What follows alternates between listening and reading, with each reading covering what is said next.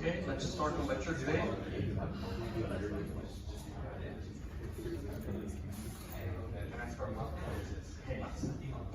Secondary video Okay, so today we're going to cover the current source and mirrors. We already saw that before, but today we're going to deep dive into a little bit more. And who has a lecture after this? Who has a lecture at 2 p.m.? Is it from 2 p.m.? Some people have a lecture from 2 to 5 p.m. 2 to 5. And where is it located? E4A. Okay, so today, because I'm planning to cover the tutorial content as well, I think I'll finish at around 1:50. Is that okay for you? And if we still cannot finish, then I'll probably have another session afterwards. Okay, so anyways, this is the outline. We have the current source, which we already saw before. We have this diode connected on one side as a reference, which copies the current to the branches that we will be covering up. And we will look into the simple current mirror pi, followed by current mirror analysis.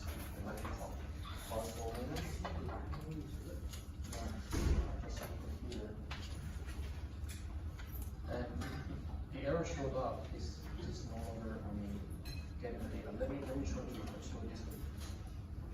Normally I choose this and it will turn on. No, I can, but it doesn't.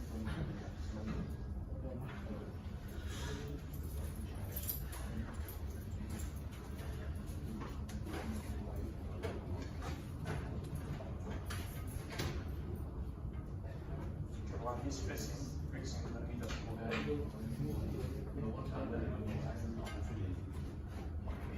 And then we have the cascode current mirrors, low voltage cascode current mirrors, and summary.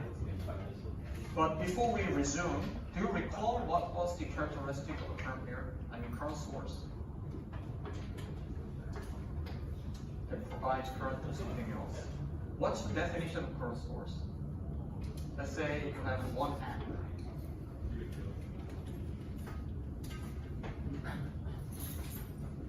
Regardless of the resistance that you'll be attaching to, it provides constant current of 1 amp. If it is 1 amp current source, right? if you have a 1 ohm resistance, the resulting voltage drop across this resistance will be 1 volt. If this was 10 ohm, 10 volt. So regardless of the voltage drop across this resistance, you'll have a constant current. Regardless of voltage drop across, you have a constant current. Is this strangely familiar with something that you have seen before? What is this? That's right. That's what the MOSFET is about, right? So if you look at it, up to the triode or resistive region, the current, more particularly the drain current of a MOSFET increases linearly with a voltage increase of VDS. That's why we call it resistive region or triode region. Some people like triode, some people are resistive, right? And resistive comes from the fact that if you increase the voltage, the current increases linearly. Whereas if you go to the saturation region, by right, the most ideal MOSFET will have a flat current, regardless of the voltage drop across its drain and source. So it means actually a good designed MOSFET will function as a current source. That's what you're looking into. Of course, the ideal current source has a flat current, whereas the MOSFET actually increases slightly as you increase the voltage, current increases slightly. So in that aspect, do you want to have high resistance in the current source output or low resistance? Look into it.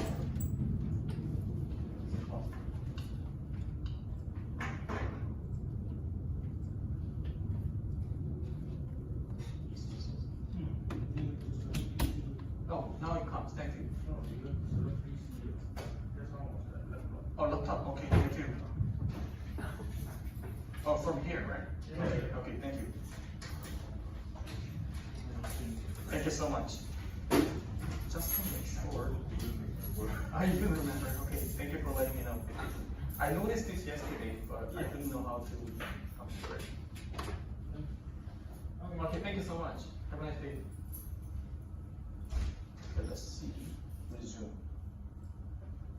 Okay, anyways, so we are basically trying to do today to see how we are going to maintain this region over here to make sure the MOSFET behaves similar to that of the current source. And my question I just asked you was, if you look at the resistance, output resistance into the current source, should you have a high resistance or low resistance? Just think about it. If you have a low resistance here or high resistance here, it doesn't matter, you want to have a constant current output. Whereas if you have a low resistance from the output over here, depending on what the low resistance will be, your current will fluctuate. But if you have an infinite output resistance into the current source, however high resistance will be in the attached load here, you'll have a constant current. So that gives an impression you're going to have a high output resistance in the current source. And that's in line with what you're seeing here. An ideal current source, regardless of the voltage difference, you have a constant current. That means the impedance looking into that board will be infinite. Of course, the reality will be slightly slanted, meaning that you have a resistance, but it's high resistance. So with that in mind, if you were to design a current source, do you want to have a high resistance output resistance or low output resistance? High output resistance. And do you remember how we amplify or increase the output resistance of an amplifier? I think you're right. The hint is already there. Do you see any keyword that has relation to the high output resistance? Okay, for those, just to recap before I start the lecture, right? If this was in saturation, bias in a saturation region, and let's say output resistance are not. If you have a cascode, then what is the new output resistance? Let's say looking into this is R01. Do you recall what that was? Our first one multiplied by. Multiply, right? So it should be roughly our Gn of 2 multiplied by what? 1 plus? Sorry. 1 plus Gm2 of the R01 multiplied by R02 will be roughly what you're looking into. And if you were to approximate this is large enough, if you have to also always check, you can approximate this is like Gm2 multiplied by R01 or multiplied by R02, which is much, much higher. So in other words, if you can compose a curved mirror with a classical structure, you'll have even a higher output resistance. Higher output resistance means the slope will become flatter, which is getting close to the ideal current source. Right? So that's basically what we're going to learn today. How are you going to compose a current mirror? What are the non-ideal cases? And how do you increase the output resistance? Because regardless of the load you're attaching to, you want to deliver a constant current. Right? So let's move on. What is a current source? And why current source? Okay, we have briefly introduced the synchronous current source and mirror in the week 3 and week 4.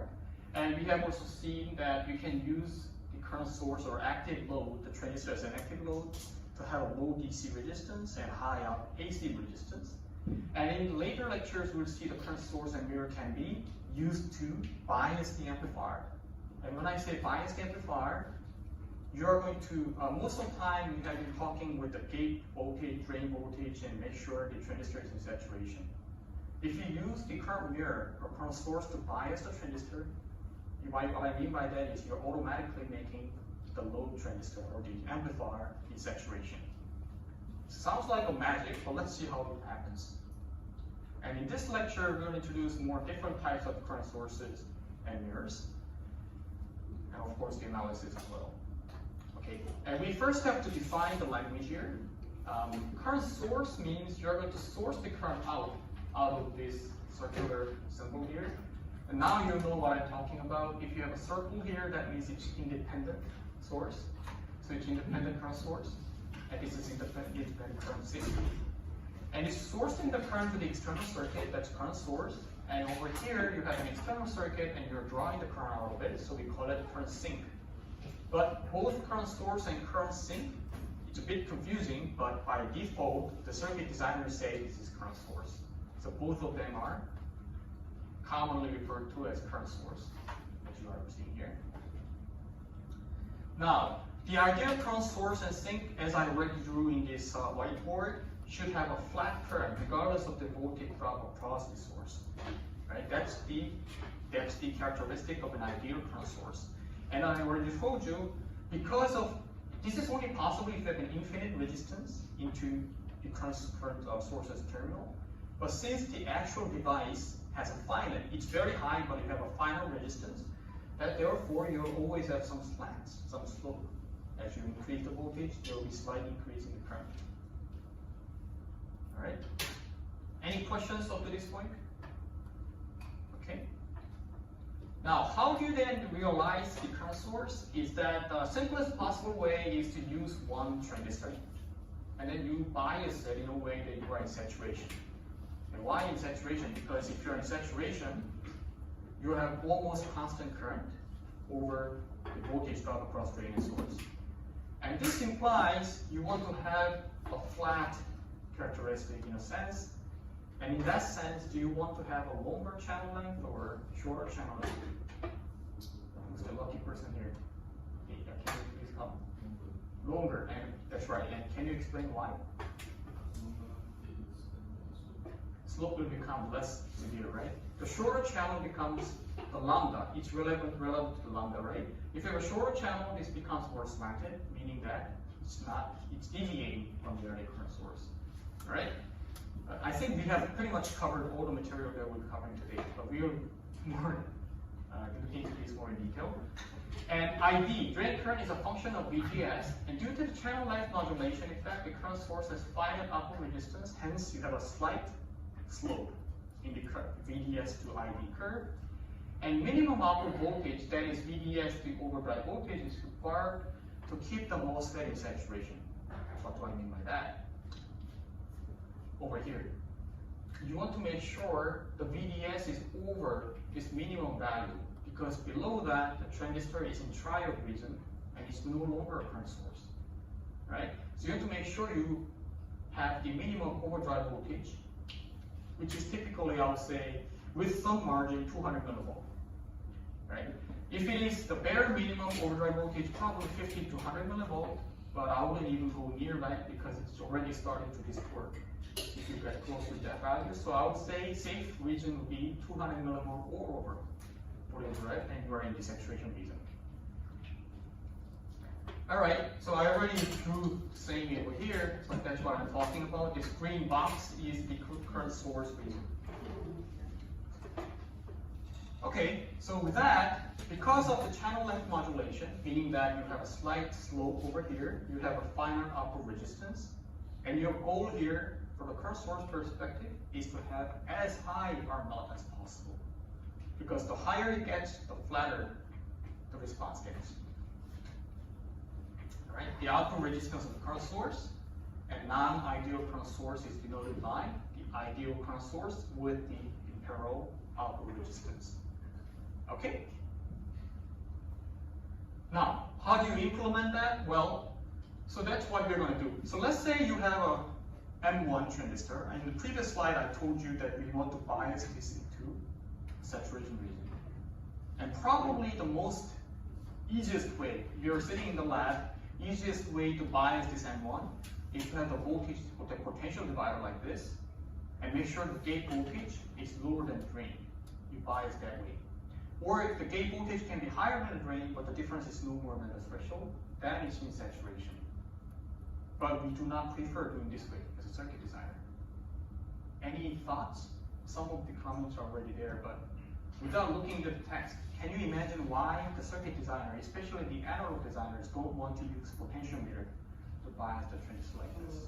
Is it because if one of the resistors is quite it causes a problem? That's right, that's also correct. Thank you. And any other reasons? And hint is, what about the VDD? What happens if the supply is fluctuating, which happens all the time? The resulting bias point also fluctuates, and that means you're fluctuating over here, which consequently also fluctuates in the current. Ideal current source should have a constant current, but because of the fluctuation here, dynamic fluctuation, the supply, the gate voltage fluctuates. As the gate voltage fluctuates, the drain current also fluctuates. You don't want that situation, right? So we call it process voltage and temperature variation. And by the way, the temperature variation refers to the resistance value and the characteristic of transistor changes over temperature. When you run the simulation, that you have run the cadence simulation, when you don't touch any settings, by default the environment is set as 27 degrees Celsius, which is probably okay in Singapore. But let's say you're running this circuit in Siberia in November or January. You go to Hokkaido in February, right? No way you'll be running in 27 degrees Celsius. In that case, you might be surprised how much the transistor characteristic changes. Oh, okay, I think this is off topic. Does anyone know what's your operation range of your mobile phone? You mean temperature or what? Operation temperature. Have you read the box when you purchased? Minus 5 to 45, I mean you're wrong. Close. It's actually narrower than that. 5 to 30. It's about 10 degrees. Guaranteed operation is about 10 degrees to around 40 degrees, which is obviously very, very low. It means that if you bring this iPhone or your Galaxy or Huawei phone into Siberia and try to operate, there's no guarantee. If you build a time-critical system, and then with the mobile phone you purchase, and you put it there, and let the mobile phone control it, there's no guarantee this phone will operate. And you will see trouble. The other extreme is from UAE. I was in UAE for a while. The temperature, the day temperature can go up to 48 degrees Celsius. If you have your mobile phone outside, there's no guarantee this will operate. You will see strange battery signs showing up this heat warning. Right. That's because the temperature of the transistor range that you have designed. Of course, the good designer has already taken the into account, but there's no guarantee that it will operate as normally. So that temperature variation, process variation, and voltage variation all contribute to the fluctuation in the current. In other words, The gate voltage changes over here because this is potential divider. If the VDD fluctuates, the cube of that will be affecting the drain current. If there's a process variation between resistance and the transistor, of course there will be. Then of course this is also going to change huge. Right? So this is the problem. Very sensitive to process, voltage, and temperature. And good analog designers always be robust against the PVT variation. Alright? So this simple current mirror that you see with the potential divider has an issue. So this is why we typically have a current mirror in this format. Now instead of a potential divider here, you have a diode connected transistor. Right? But good news about this is that this diode connection, because the voltage of the gate and the drain are connected, is always in saturation, first of all. And more importantly, in the previous slide, you had one branch with the resistance only, the other branch with the transistor, where the variation of resistance may be different from that of the transistor. Here you have the same transistor, side by side. So even if there's variation in the process, most likely the effect of that variation will be similar between these two transistors. So I'm saying that the variation is still there, but the effect of the transistor variation is the same on these branches. All right? And the gate of this voltage is the same as M1 and M2, so the voltage fluctuation is also going to be minimized. What do I mean by that? If you have the reference current here that is shown here, which we already saw before, and the output current in that case, if you look at the ratio, will be only dependent on the W over L of the second hand and then the first branch over here. And do you see any VDD term here? No, what does that mean? If there's a fluctuation in the supply, is that going to affect the output current? No, right? In reality, it does. There's another way to affect it, but if you compare with the previous slide, it's much more insensitive to the supply change. The temperature change is still there, but the M1 and M2 are close by, so the temperature variation of those two will be affecting the same to these branches. So hence, it will be also robust. Right? That's what it means that you have a constant reference current RF with mirroring into the M2. And even if there's a fluctuation slightly in the RF, that will be affecting the same DID, so the distortion will be less. And the output current will be the ratio of the M2 and M1 multiplied by RF, and there's no VD term here. If you compare this with the previous slide, the output current is relevant to the VDD.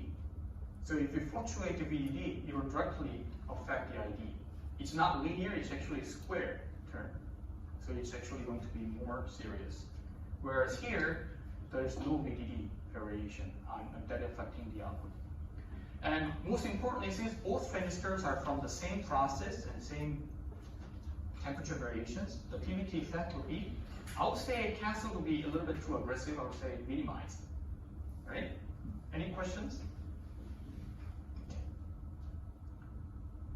Now, with that, you can actually do the trick like this. You connect this gate voltage of M1 to M3, and then you also connect it to M4, and you also connect it to M5. Then you have many branches like this. And let's say you have 4-stage amplifiers, and each amplifier can be biased with these branches. Right? Then you're copying the reference current into this. However, if you had a different ratio, let's say M1 was W over L of 10, and this was 20, 20, 20, then the current from ID2 and ID3 will be twice of the reference current. We already saw that as well. Anyway, you can use these more transistors to bias multiple branches, and you can use the same structure for your sub-project 2. Right? As I said, up to sub-project number 2, you can always use the DC bias. For sub-project number 3, you shouldn't use DC bias for gate of the transistor. All right? So you have to bias using self-biasing or current mirrors. If you already use this for sub-project number 1, that's even better. All right?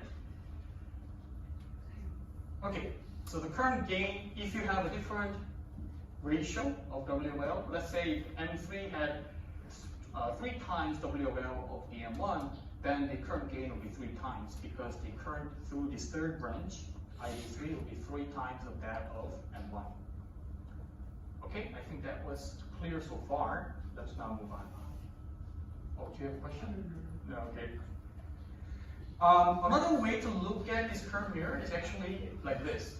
If you look carefully, the reference current with this box, which is nothing but a diode connected transistor, is converted into, the current is converted to VGS, the gate voltage of the diode connection.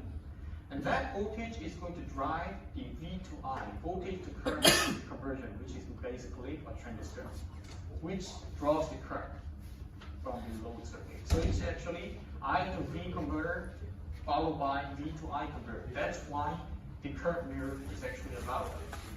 And in this sense, you have a current gain of alpha, which is ratio of the output current to the input current. Input current is the reference. And then so small signal output resistance of R naught or R out, which should be ideally infinite. Okay?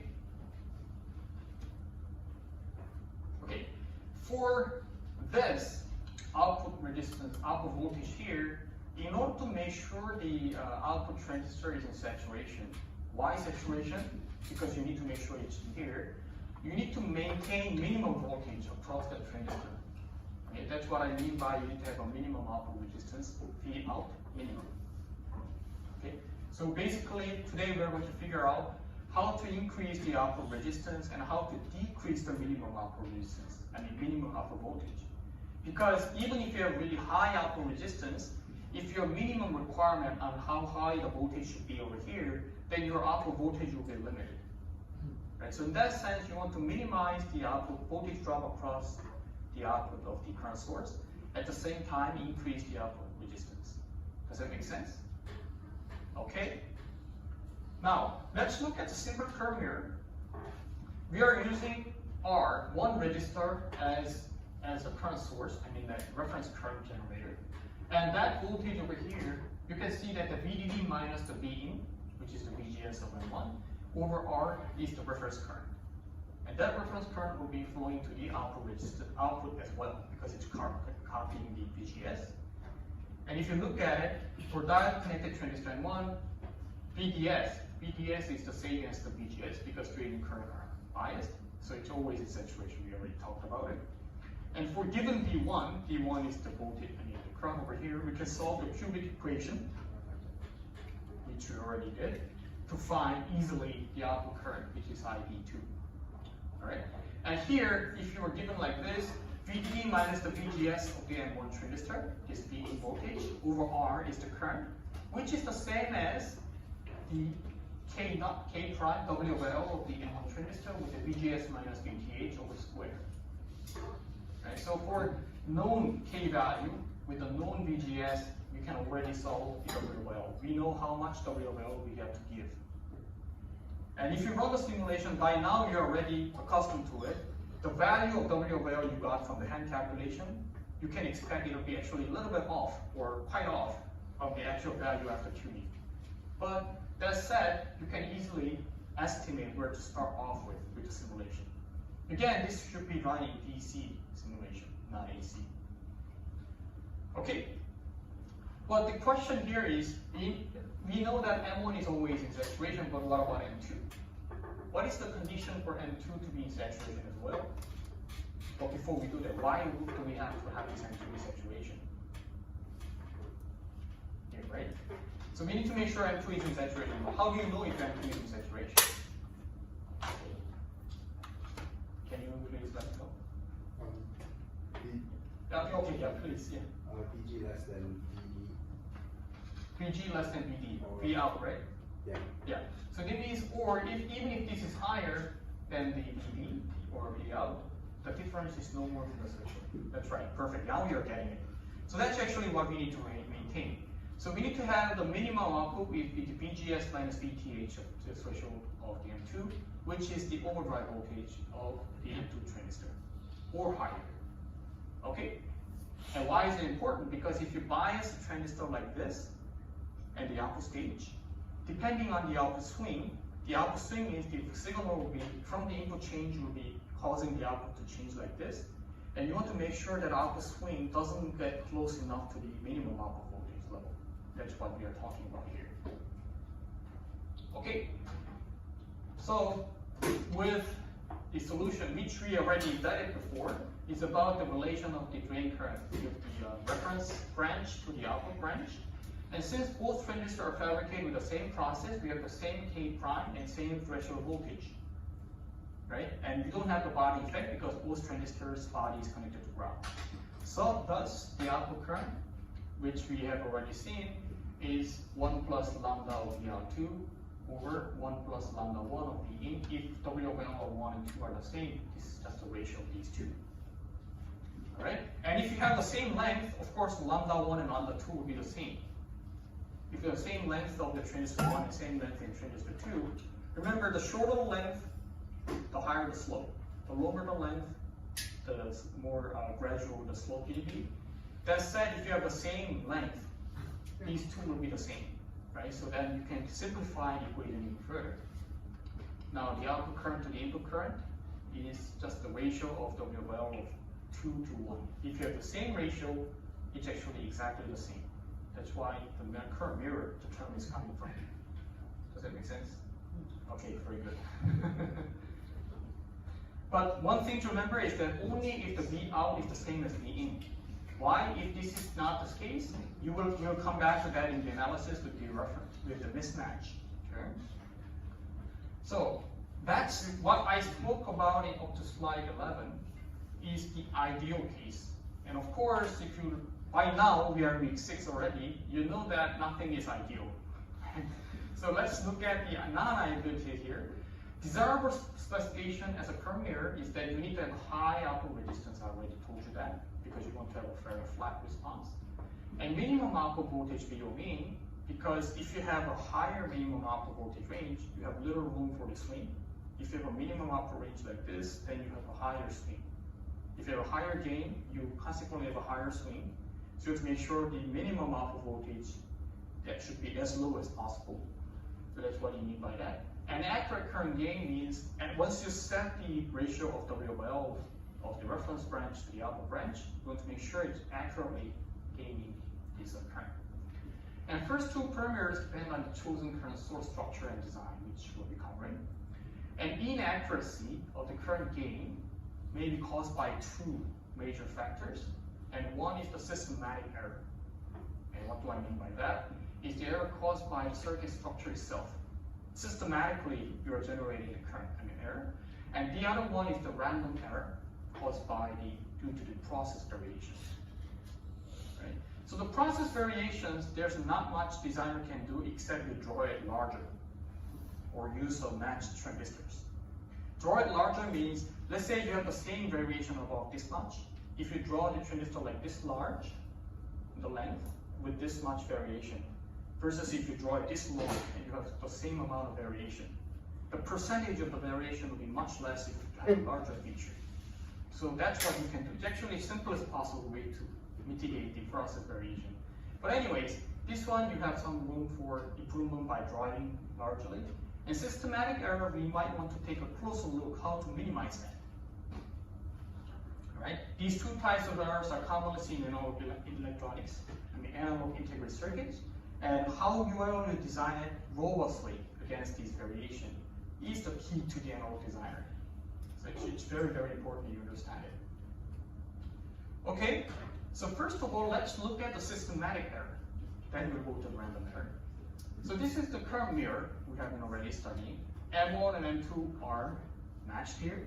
And in slide 10, I told you that those ratio of this current to this current is the ratio of the WL of this and this. If input voltage is the same as the output voltage, that was the condition. But now we'll look into it. What if these two voltages are different in the drain?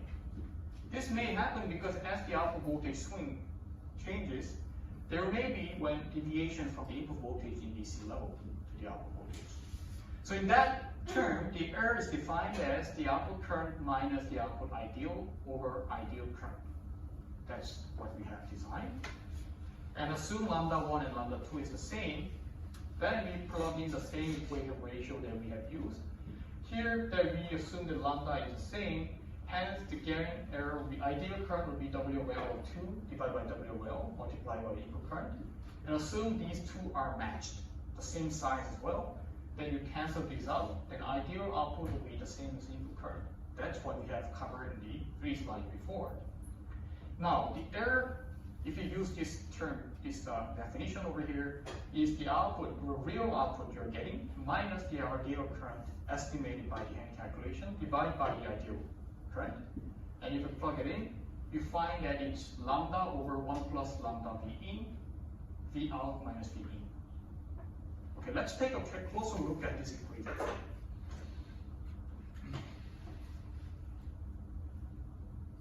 Okay, I see that oops, how do I, looks like I can't do that. Okay, how do I minimize the error by looking into this? Can you eliminate error? Yes. If output voltage is the same as the input, this term becomes 0. Then the systematic error will be 0. That's what I mean by you need to make sure input is the same voltage as the output. But as the amplifier operates, there will be some deviation, and you can see that there will be some systematic error generated. But let's put that aside for the time being. So you can see that if you have a larger lambda, the effect of 1 plus lambda V in will be less. Or, so then if you increase the lambda, that's what will happen. If you have the output voltage the same as the input, also, then you will have a less resistance values.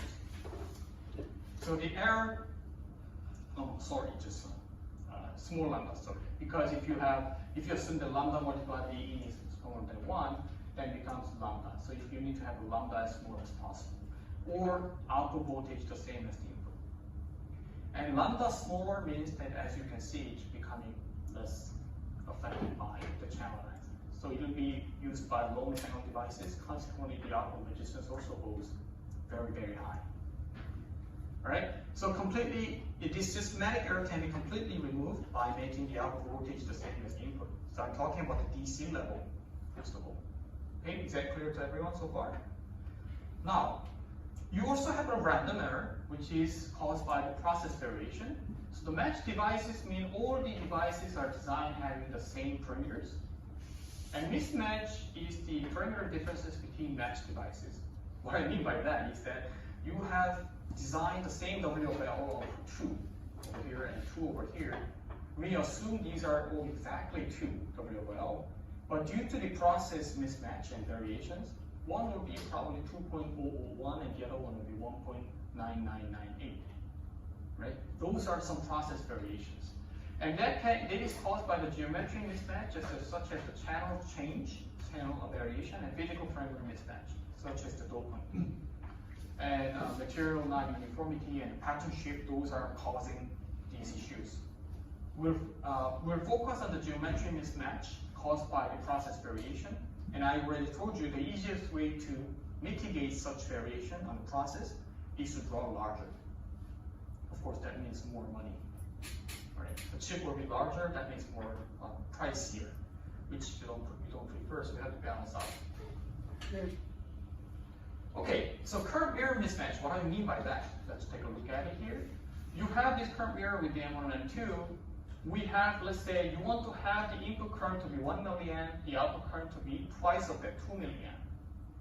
And here we are going to look at how to mitigate the systematic as well as the process variation effect. By right, if you draw twice as large M1 here, let's say M1, the feature was WL of 50. And if you want to have 2 milliamp here and 1 milliamp here, then you need to have twice as large, which means you want to have WL of 100. My question is, should you just use 100 WL, one transistor over here? There is different effect. You need to know the consequence.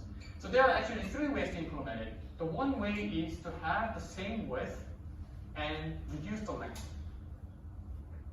So that length of WL of length of the M1 is 1 less. Then it makes the output to the input ratio to be 2. However, by now you can already guess, if you change the length, so does the slope. That means this the M1 and M2 will have different characteristic in the drain current, which is not good. And that can be reflected over here. If you have lambda to be different, it's not going to be exactly 2, even if you draw the length, the WL of the second device to be larger. That's a problem, right? So this means lambda mismatch causes bigger problem. Then the second way is to draw the W larger here. First one was draw the length of lambda length of M1 to be smaller. But here now you're drawing the M1 transistor to be, the current that you want to double to be larger. So you have twice as large M2 compared to the WL1, M1 here. Here then you have the W and L mismatch. What I mean by that is that you have a mismatch caused by delta W and delta L over here in the denominator as well. And it also has not matched sizing. Because of two different transistors with two different sizing, the one that drawn larger, I already told you, larger transistor with the same variation that was less effect. So if you drew this side twice as large, the variation of 2 will be less than that of 1. And that also causes process mismatch. If I talk to you this much, then what is the third option do you have? Some of you already asked this question to me in subproject number 1. How do I draw the transistor that is, let's say it was a slightly different question, but it's the same effect. So you wanted to draw a larger transistor, but the PDK allows me to only draw a certain amount. What did I say in that case? You can use 2 transistors in parallel, right? You want to have a wider pipe, the pipe maximum diameter is fixed. Then you can just introduce another pipe to let it flow in parallel, right? That's what you can do. The third option is to have 2 transistors in parallel. What do I mean by that? Just have 2 transistors in parallel, same size, close by. Then the variation, delta W and delta L will be affecting all 3 transistors at the same rate, right? If everything changes at the same rate, the ratio will be the same. The absolute value will change, but since the current mirror cares about the ratio of the reference branch to the load branch, if the ratio is the same, then it doesn't matter, right? That's exactly what you prefer to do in current mirror. So you have the same effect of W and L to the load and the reference side, which means you have exactly 2, even if the presence of the variation. Does that make sense? Okay. This is the best design. And this is particularly important for the current mirror. For the amplifier, probably you don't need to do it this way, unless you want to really draw a large transistor. Okay, so here's the example here. I trust that you have already simulated up to, yes, lecture 4. Yeah. So does it mean that the body of the CM1 is connected with a gate? Oh, no. So this means the body is still connected to ground. Only the gate is connected to the M1. So all the gates are connected. Yeah. Okay. Example 5.1, simple current mirror. For the circuit below, find the value of Iref, find the VO mean. What is the condition for systematic error L3, assuming 2 transistors are matched? And as you can imagine, this is similar to the tutorial questions we'll be covering. Now the VDD is 1.8. We have all the other parameters. So how do I start off with? I already told you the way you actually draw this current is that you, assuming that M1 is in saturation, which is gate and drain are the same. Drain current equation tells you W by O multiplied by K multiplied by VGS minus VTH squared is the drain current. And that drain current is the same as the output, this gate voltage. VDD minus gate voltage over Iref is the same drain current. So you equate these two, that's how you're going to get the Iref value. And why is that possible? Because you're given the W by L. You also have a K. You have a threshold voltage, right? So that's how you can get these values. Now the overdrive voltage is the twice of the drain current multiplied by K with this, so it means it's about 0.12 volts. Iref, VD minus the VGS over Iref is the RF, and that's 118 kilo ohms. So the output minimum value is the same as the output minimum is the same as this gate voltage, because this is what you want to maintain the overdrive voltage of N2, which is the same as 0.12 volts. for gain error free, you want to make sure the output voltage is the same as this voltage over here, and that's 0.5, which is the threshold voltage, plus the overdrive voltage, which is 0.62. And how do I know this? It's because the overdrive voltage is VGS minus VTH. So therefore, VGS is actually VTH plus the overdrive voltage. That's exactly what you're doing here. You have 0.5 volt plus the overdrive voltage calculated over here becomes 0.62 volt. Okay, does that make sense? Okay, are you sure? Okay. Okay. So up to slide 16, we have covered a simple current mirror with the reference resistance and copying the current over here. And that has one issue. The output resistance is not high enough. Output resistance not high enough means the slope is a little bit too slanted. You have to bring it down further like this. And I already gave you the hint how to make it, right? It's actually a cascade structure. If you stack two transistors, the output resistance seen from the upper one is actually GM multiplied by that version. So that's really good handy features to use. So it means you have now M1 to M2 like connected like this, and you stack the output stage to be a cascade structure. Then the output resistance seen by here is multiplied, this R0 2 multiplied by the GM going free. That will be fairly high. Oops, went too far. So I already told you what will be look like. So GM3, which is the output conductance of this stage that you'll be looking into, multiplied by R02. That is the R02 multiplied by GM3. R02, that will be multiplied by GM3. And on top of that, you'll be multiplied by the intrinsic output resistance from the M3. So it will be much, much higher, as you can see. Right? And higher resistance for current source is better because regardless of what resistance you'll be attached to as a load, you'll be providing the constant current. Alright? So this is why we say cascade current mirror. And this current mirror is from M1 to M2, right? Current mirror is from M1, you're copying that current to the M2.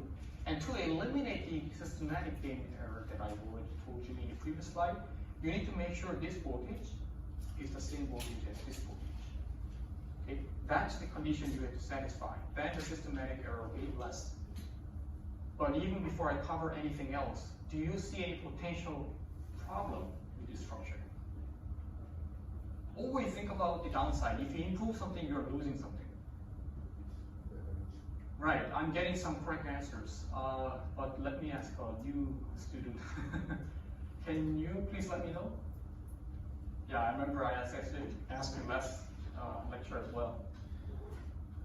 Yeah, all the way in the back. Now you have successfully increased the output resistance. But what's the downside?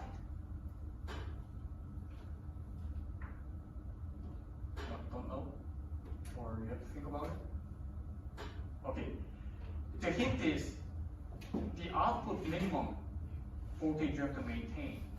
That should be as low as possible. But if you compare with one transistor, the output minimum voltage is higher or lower? Higher. And by how much high is it? Here you have to watch out because you have a typical stack transistor, it will be OD plus OD. But OD is not enough for M2 because you have to maintain minimum VGS. And VGS in the previous slide, do you remember? VGS is threshold plus OD. Alright? So this means the minimum output voltage you have to maintain here is the VGS, which is threshold plus OD over here, plus 1 OD overdrive voltage. That's actually quite high. So let's say it was around 0.6 volt here. The overdrive voltage with some margin will be 0.2. So that means you have to maintain at least 0.8 volt. Assuming you're using 1.1 volt for supply, that's already terribly small margin you have. Right? So that's the downside of this cascade structure. You have to think about these balance out the problems. So current mirroring, I already told you that you have to remove the systematic error by setting these two voltages the same. So that means VB if you want to set the Vx to be VGS1, which is VGS1 here, and Vy is the Vb minus, Vy is the Vb minus VGS of M3, right? Base voltage minus VGS of M3, which is Vx, which is the same as VGS1. That means that the VE should be GS3 plus GS1, which is over here. That's the bias voltage that you have to apply in VB. Alright, just to summarize, this cascode current mirror has much higher output resistance, means that it's closer to the ideal current source. That's good. But the downside is you have to have higher minimum output voltage maintained. And another problem, where do you get this VB? Right? That means you have to generate, in the previous one you don't have such internal bias point, but here you have VB. You have to somehow generate this, right? So how do you generate VB? Well, simplest possible way is to add another diode connection, right? And then you'll do the analysis. Now it means that this M4 is automatically in saturation, M1 is automatically in saturation, and 2 will be also in saturation. Then what about M3? You have to make sure M3 is also in saturation. And this slide just covers that. Okay. There are terribly many equations showing up, but don't panic here. Go one by one. Now, assume that all transistors are matched from the same VWL, same VGS, same threshold and everything. Now, the overdrive voltage of M1, M2, M3, and M4 will be all the same. Meaning that in order to saturate, you have to maintain the same voltage for all transistors because they have all the same threshold voltage, same size, same everything. Right?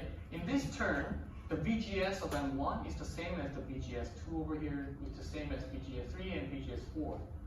Now, the VB over here is the same as VGS1 because VGS1 is here and over here is the same as VGS because you're gated drainer time. So this is VGS1 plus VGS4. That's the VB voltage, as you can see. VGS1 plus VGS4. Right? That's what you're seeing here. That's the VB voltage. And this means the VY, which is the VY over here, is the VB minus VGS of M3. Right? That's what here. VB minus VGS of 3 is equals to the VY. And that's equals to VB minus VGS4 because you can see it's the same voltage, which VGS4 is the same as VGS1 because these are matched transistors. And look at this, the VGS1 happens to be the Vx. Vx is this voltage over here. And that's because you have this mirrored burden. That's really nice features you can get. And here the minimum output voltage means, I already told you. You have to make sure this is VGS1, which is overdrive voltage plus the threshold voltage, plus 1 overdrive voltage. So that means the minimum output voltage will be threshold plus twice the overdrive voltages, which is quite high, as I said. So this is one of the downside. Okay. Just to summarize, you have very high output resistance. However, you have a high minimum output voltage you have to maintain. That's a problem. Right? And compared to the slide 17, by adding this diode connection, you don't have to generate VB separately because it's automatically generating itself. Yes? If we want to play with an even higher minimum voltage, if we do this, if you stack another one? Of course, yeah, that's even better. That's even better. So it means that you can have another transistor diode connected and stack another one here. If you are using, let's say, 315 nanometers, like very old process, we still use it for PMICs. You can do that. You will get extremely high output voltage, output resistance. Yes. Okay, nice view. Any questions?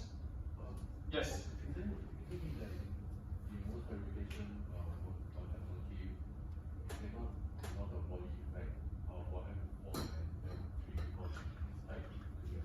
No, typically, if you tie it together, then the body effect is actually minimized because you have the same threshold. But if you tie it to the ground, like you said, you have a body effect and there's some systematic errors generated.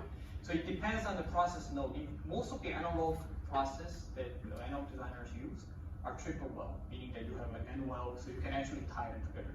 But if you don't, you just need to make sure that the threshold voltage of these two are perfect, maintained. But even so, M4 and M3 will have similar threshold voltage change. So that's also missing any balance in two branches. Right? Next point. Okay, so the message here is compared to only M1 and M2 version, now you have the threshold voltage plus the overdrive voltage higher minimum requirement, which is a problem.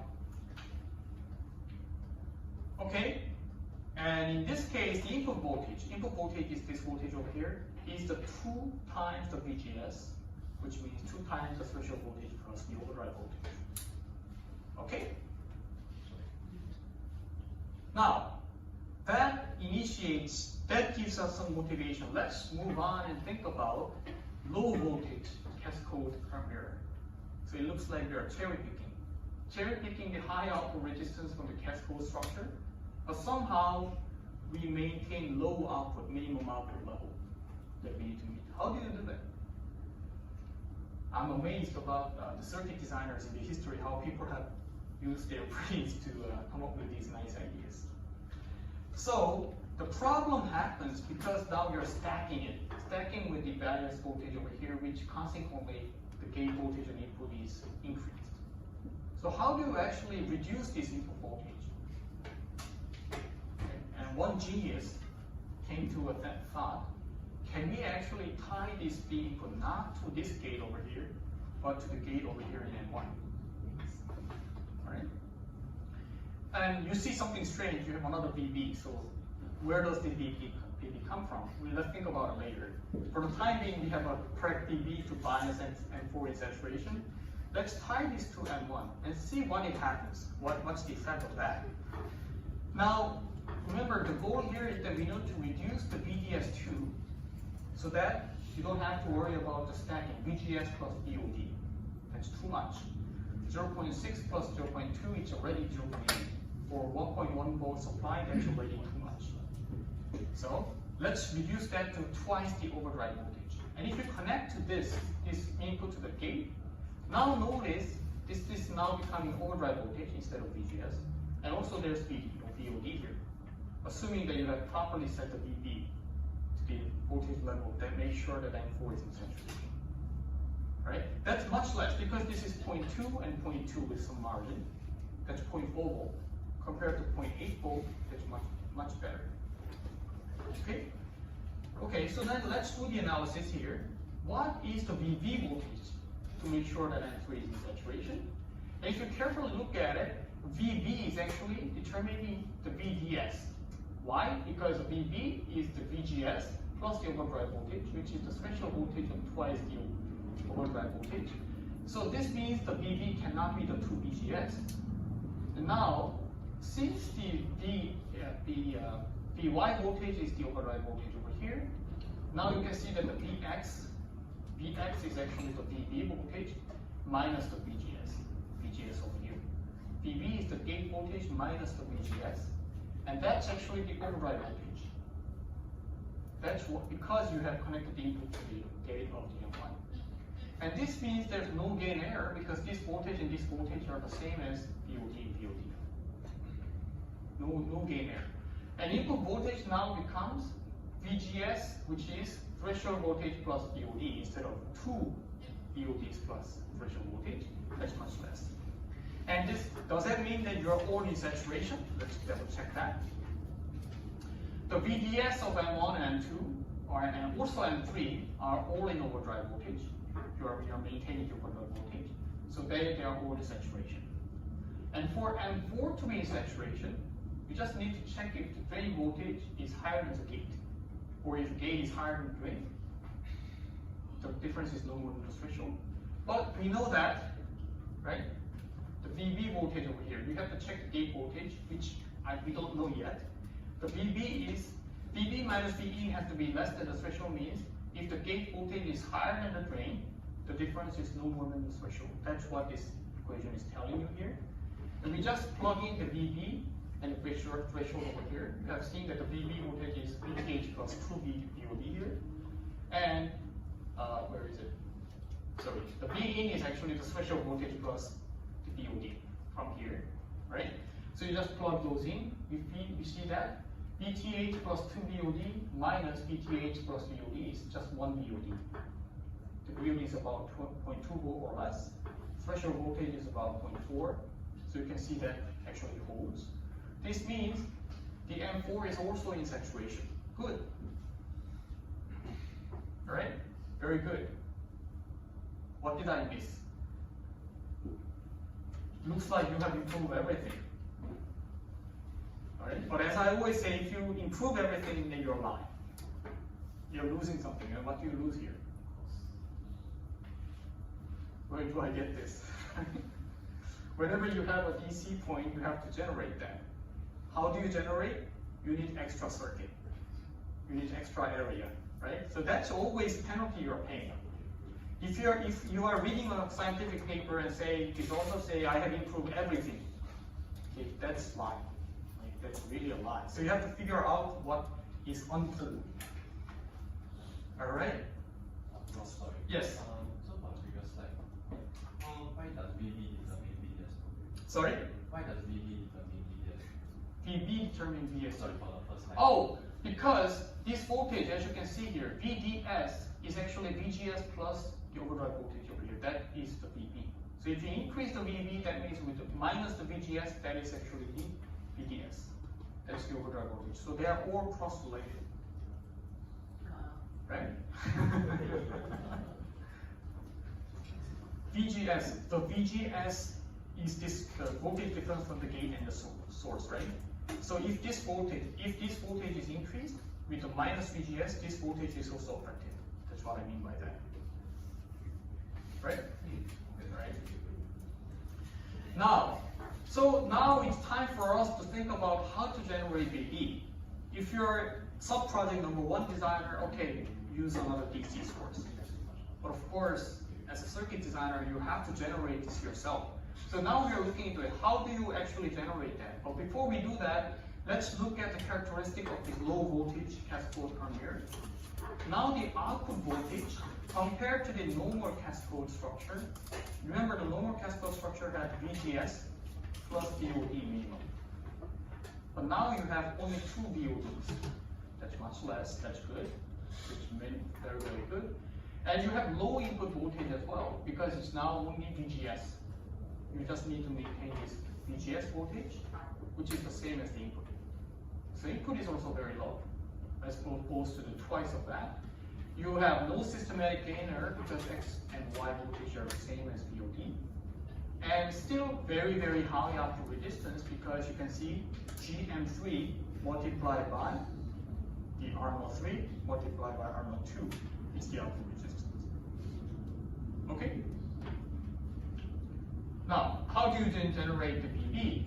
This is how you're going to generate. You will need to have another diode connected stage. Right? This is the penalty you're paying. You're improving everything except that the area-wise you're losing. But what is the ratio of the VB, MB versus M1? That's what we need to carefully look at.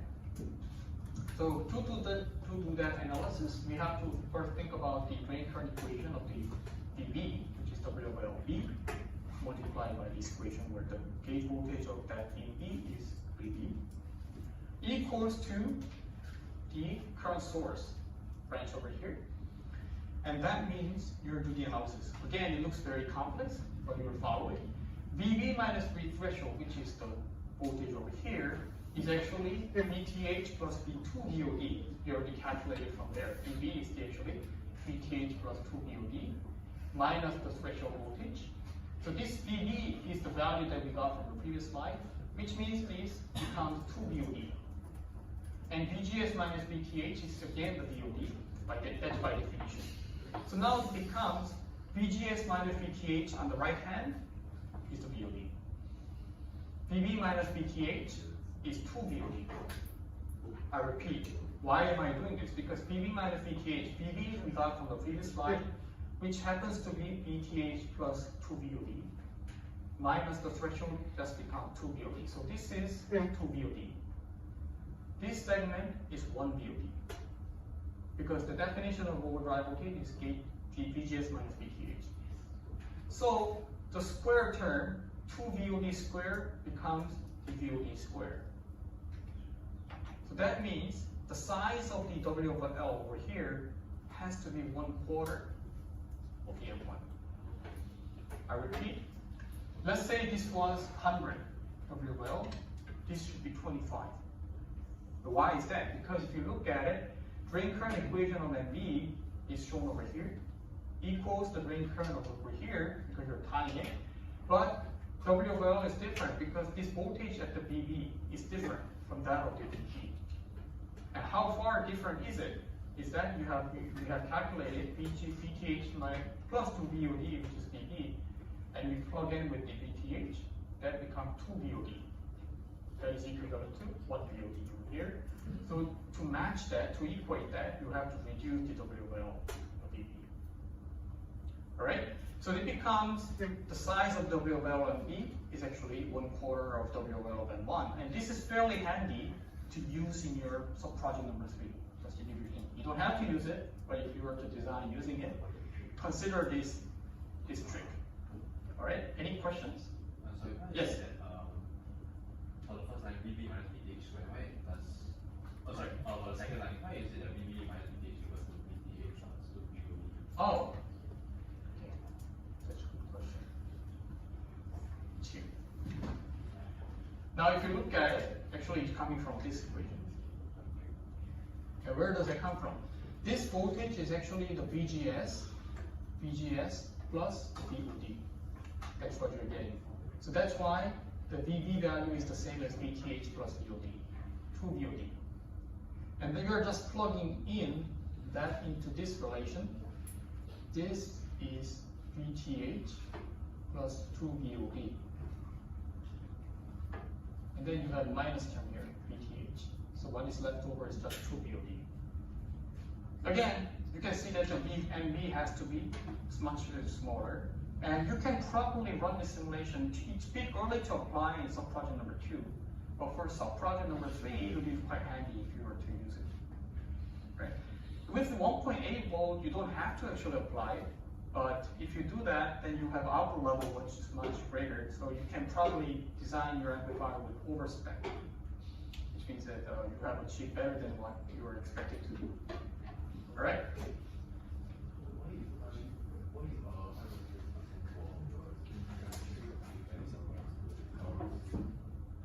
Oh, you mean in this one and this one?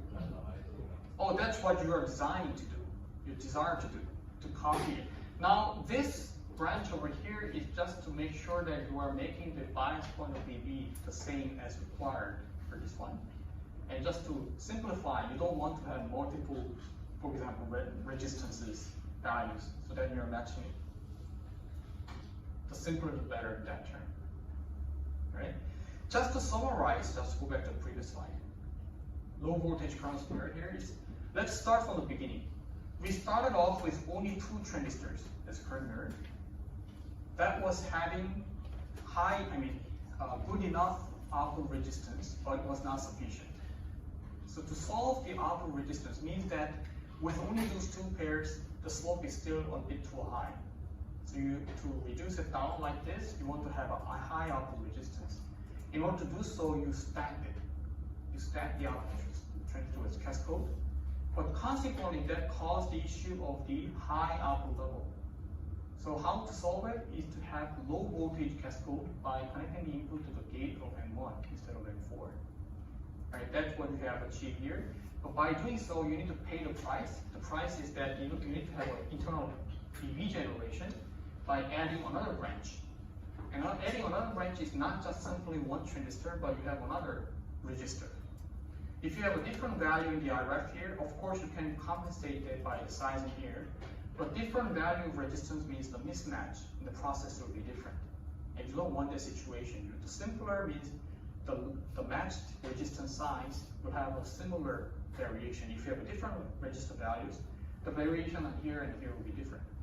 And consequently, calculated VB will be a little bit deviating even further. That's why you want to actually match this as well. Okay? Okay, so that's what we have done. Now, we have just discussed simple current source with the resistor divided bias. What do I mean by that? Let's go back. This one. We use the M1, R1 and R2 potential divider to make sure M1 is in saturation. But you already see the problem. The problem is with the fluctuation in the supply, the gate voltage changes. And if the gate voltage changes, you need to also understand that. I'm giving one example. This is one bulb. If the gate voltage changes, the whole graph will fluctuate.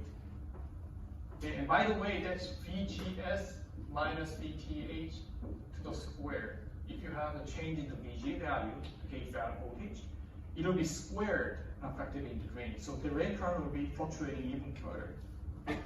That's why you don't want this. So how did we overcome that? We overcome that by having the simple current mirror. Simple current mirror, that you have a diode connection instead of a voltage potential divider. That's what we did. And what we did after that was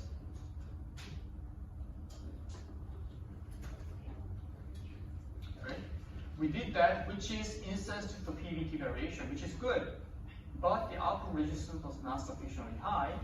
So what we did was to introduce the cascode current mirror to have the output stage with stacked series MOSFET, which consequently increased the output resistance.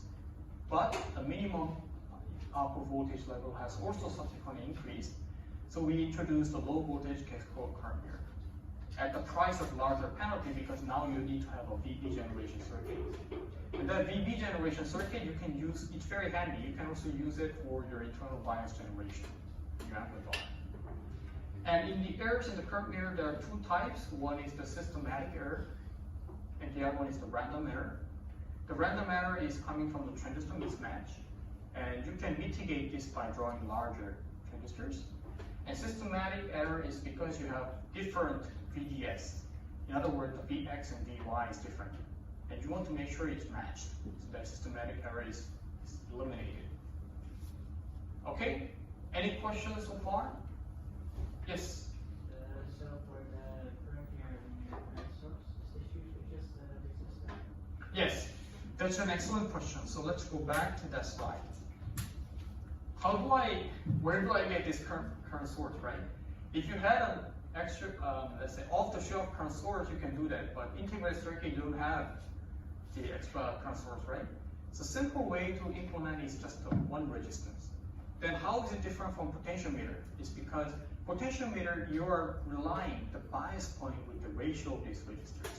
Whereas here, you just have one transistor, one resistance that is providing constant current as a reference circuit. And now, as far as the reference and the load are fluctuating at the same ratio, it's not a big concern. The problem happens if this one fluctuates and different fluctuate in different rate. That's the case when you have a potentiometer. Right? Does that make sense? Similar things happen. This is actually out of 304AC.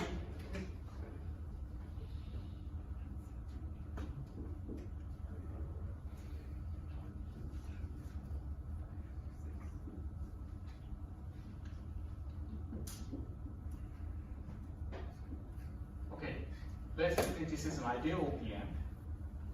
I already see that some of you are panicking. so this is ideal OPM means that intrinsic gain is infinite. Input resistance is very high. Then what is the gain from input to the output?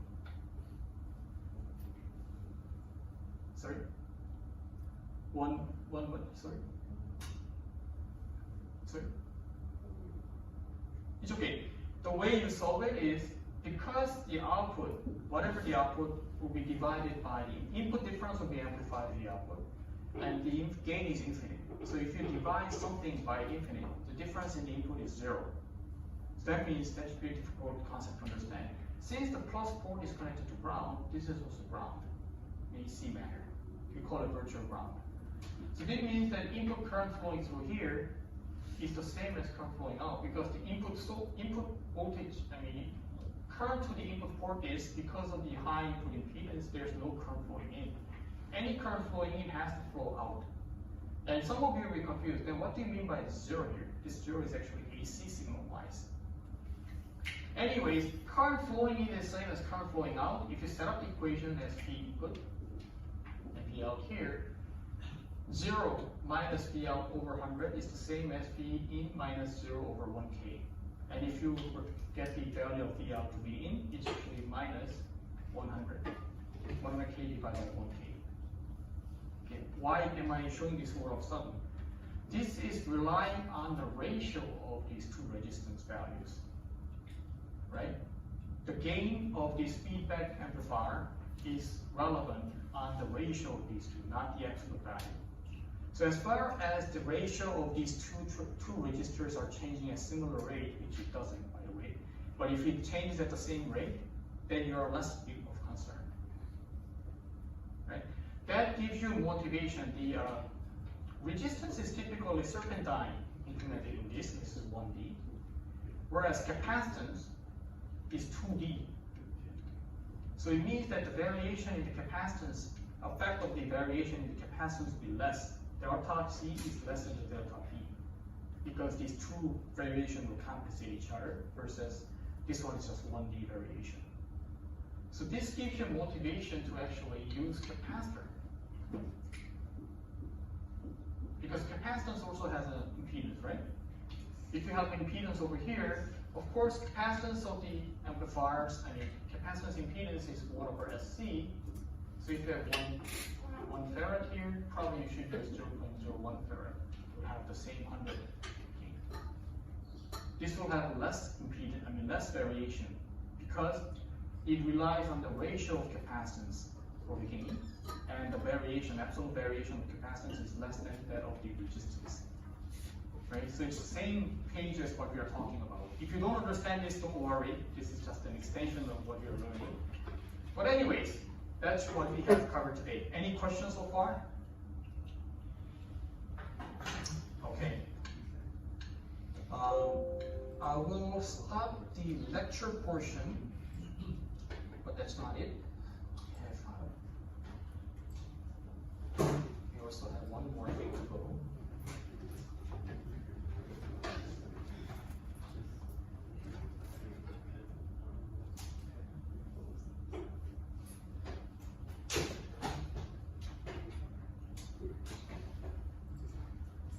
By the way, I think before we resume, if you look at the schedule, lecture schedule, I mentioned that we have a midterm quiz during the lecture session on 21st of October.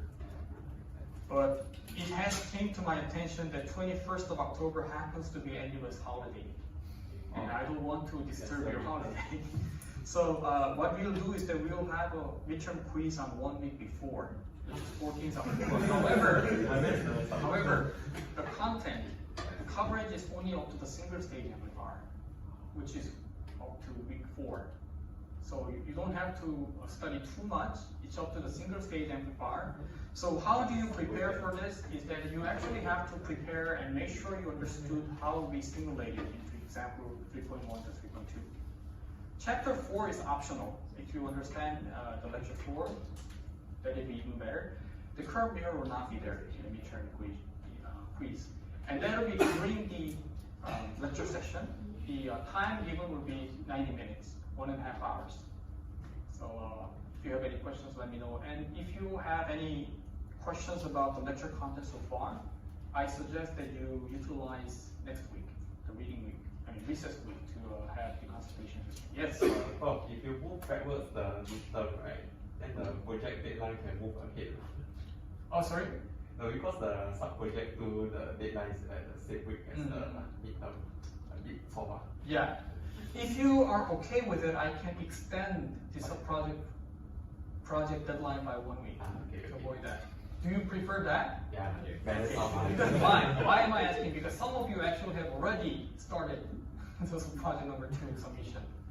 I see that some of you are really fast on it. But if most of you are already accustomed to prefer pushing this to 1 week, yes, we have the sub-project number 1 pushed by 1 week, that's okay. But probably sub-project number 3 will stay as the original schedule.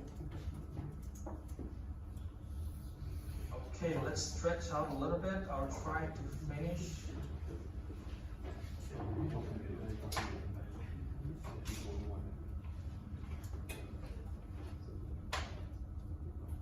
Oh, where's the venue? The venue is LT1. This is a bit cramped. I mean, this is nice for lecture, but it's a bit cramped. So I'll make an announcement. It'll be 14th of October, same time, 12 noon. Try to come a little bit earlier, 5 to 10 minutes earlier. And then during the lecture time, we'll have the midterm quiz, right? LT1.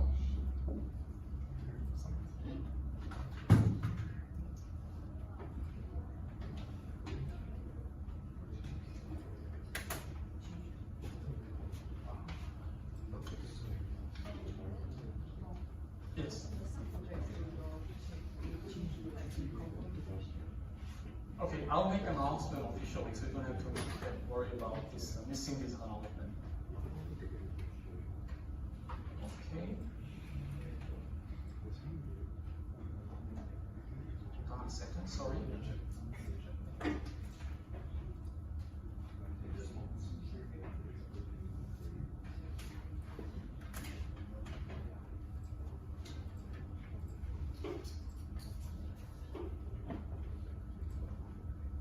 This is it.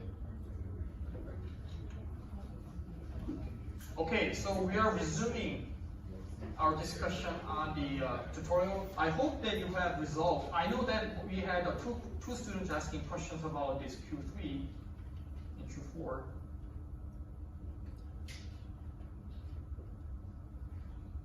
Sorry, I think we need to. Okay. Questions over here, which is I was happy to see the right question on the spot. But anyways, I hope that you have to resolve it. Why am I getting this? Awesome. Okay, so for the two-stage CS course amplifier,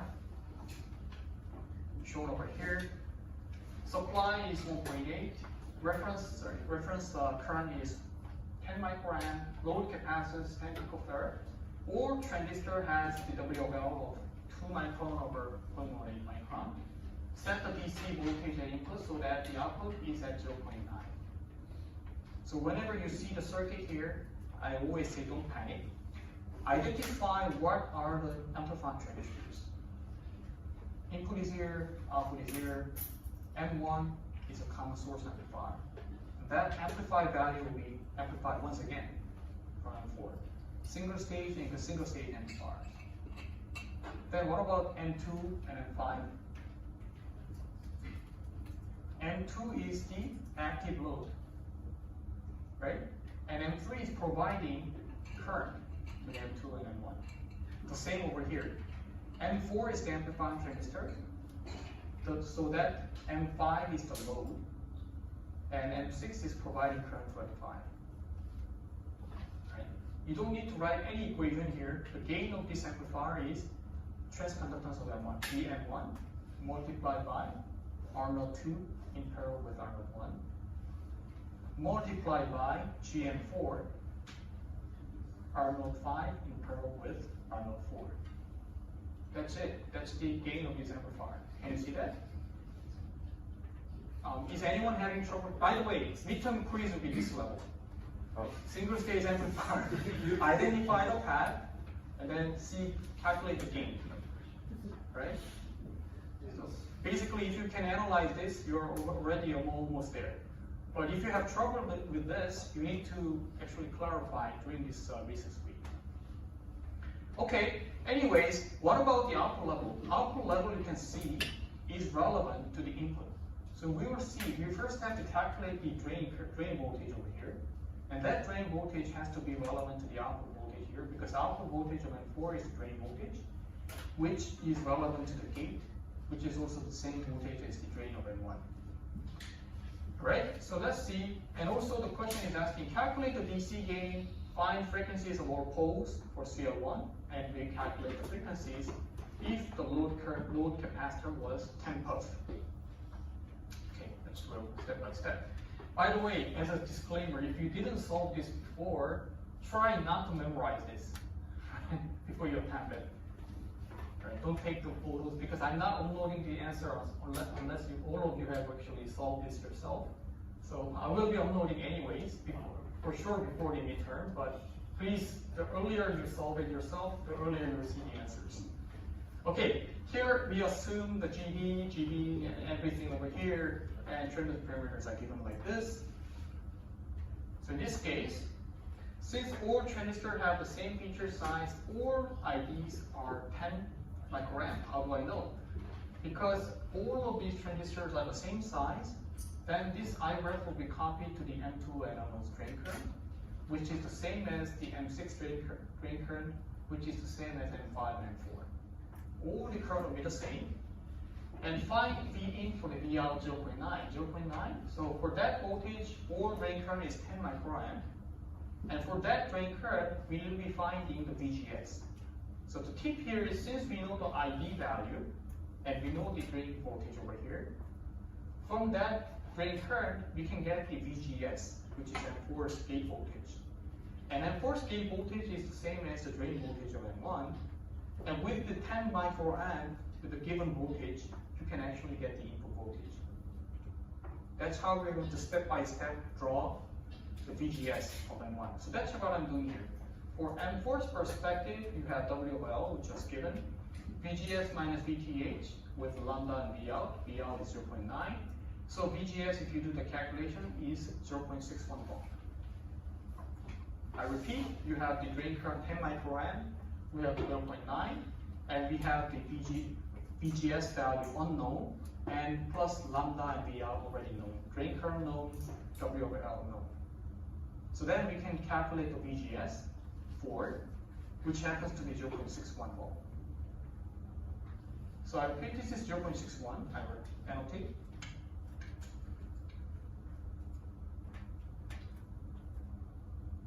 Right? How did I get? From the ID4. And that 0.4, 0.61 happens to be the drain current of M1. Alright? Now, with that, you can see that from the ID1, it's the same as WL multiplied by VGS. By the way, VGS1 is the input voltage. VGS1 is the input voltage. That's what we are trying to figure out. Minus the VTH squared plus 1 plus VGS4. We already know the VGS4 just before. We plug it in. We found that VGS1 is 0.6. So the input voltage is 0.6. Okay, this is classic example. When you're sitting there and see my solution, it makes perfect sense. But what is difficult on one hand is to figure out the V out is relevant to, with the known ID, it's relevant to the gate voltage. And that gate voltage is the same voltage over here, which is also relevant to the V in by the drain current equation. If you know that, then it's just a piece of cake. Right? Oh, for the midterm and final, you can always bring your calculator. Right? Please, yeah, please bring your calculator. I don't want you to spend time calculating this. Right? Anyways, so linking that is important. Any questions up to here? Yes.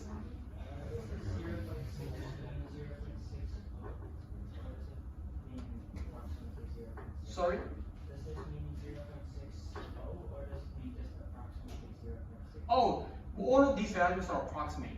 I mean, it's not going to be exactly 0.61. If you plug in these values and one with the calculator, it'll be probably 1,000th or even lower. But for the midterm and final, it's the same. As far as you have correctly drawn it, I'm not going to care too much about the exact values here. So even if you wrote 0.6, I don't care, as far as you actually did it this way. Of course, if you calculate 6-fold, that's too off, right? Or let's say plus minus 10%, I will say that's correct if you drew it correctly. All right?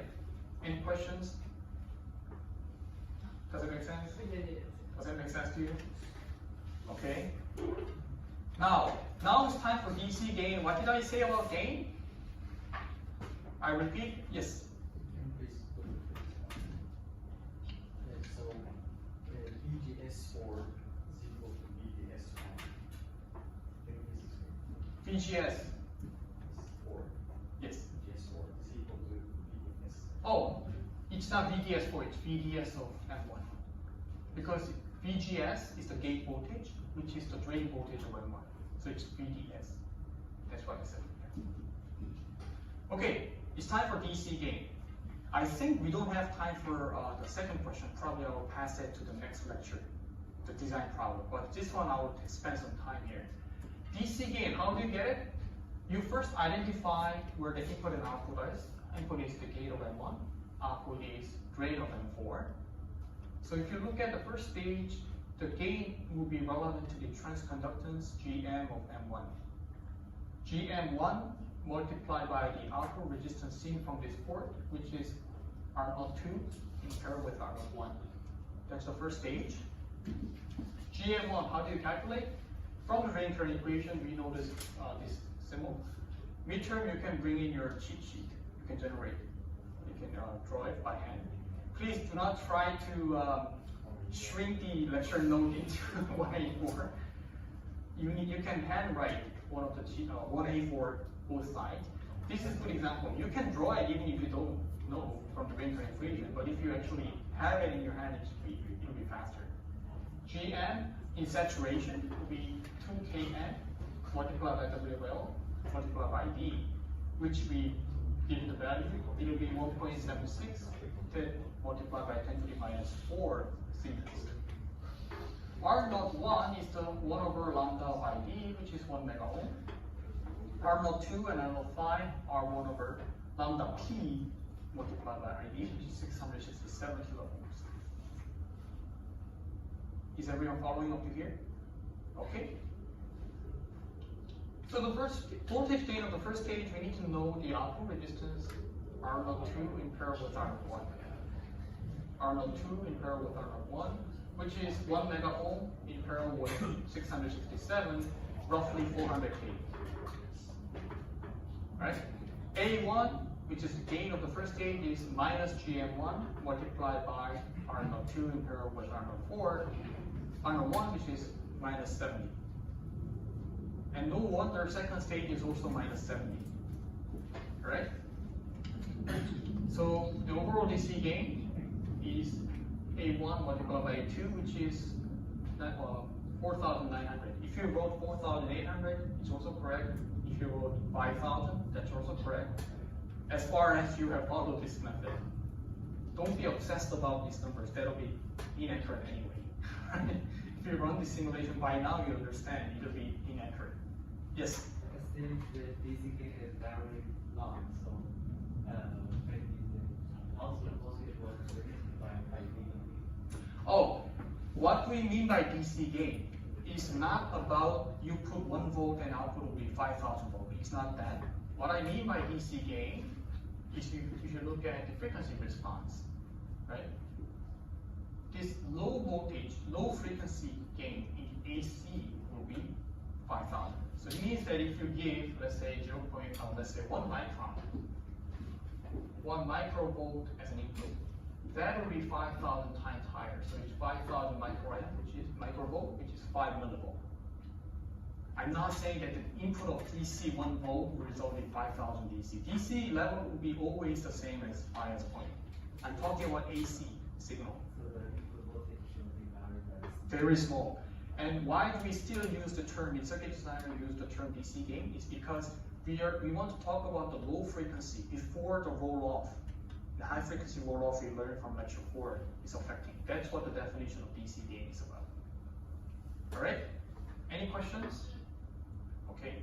Sorry, so this 1 microvolt to 5 kV volt is sorry, 5 kV AC. volt is just a straight line. This is right. That's just the AC signal of 1 microvolt amplitude will result in 5,000 microvolt amplitude in the output. All right. Now, find all core frequencies for CL of 0. How do I do this? You first have to identify and draw input to the output line, and associate each node, 1 node here, 1 node here, and 1 node here. You can see that, right? And see what capacitance you see from here, what capacitance you see from here, what capacitance you see from here. And from each node, you'll be multiplying the capacitance by the resistance. That'll be the port location. And here, what do we have? overlapping capacitance from input to the output. So suspicion, probably there will be mirror cap. The same here, signal path is a series path which overlapping capacitance of Miller cap. Miller cap, what is that?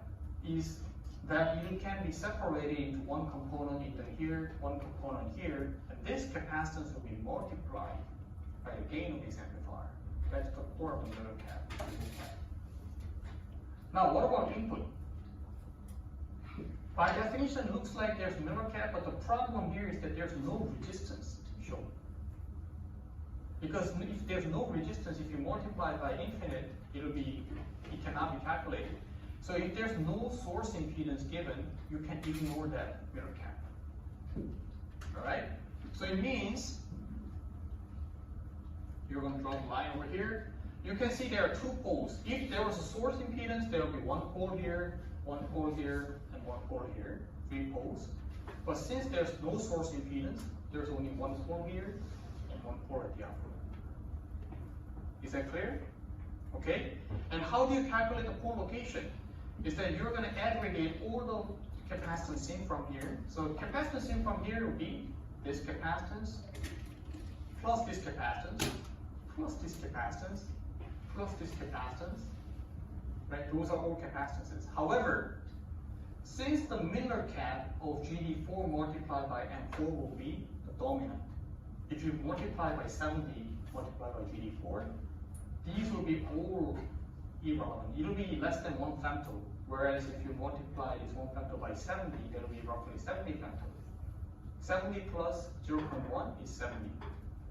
70 plus 0.1 plus 0.1 plus 0.1 is still 70. Right? So that's approximate. So probably the pole location here will be GD4 multiplied by gain of M4, which is 70 we calculated, multiplied by the resistance will be seen from this node. Resistance seen from this node is R02 in parallel with R01. Is that clear? Right? What about here? You have the load capacitance plus GDB4, GDB5, GD5, and GD4, and etc. Here, all of these values are similar, so you cannot ignore. You have to add them up. Right? Roughly 0.4, if I remember correctly, femto in about 4 of them, so it will be roughly 4 times that value. Then, what about the resistance? Is R05 in parallel with R04.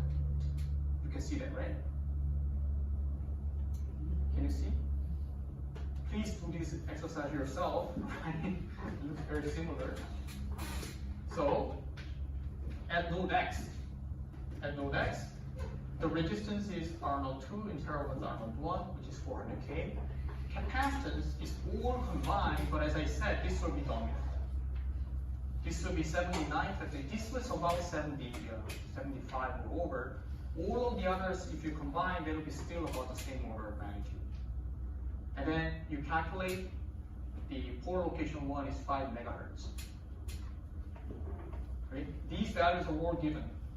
Right? So you can see that the GD4 was what?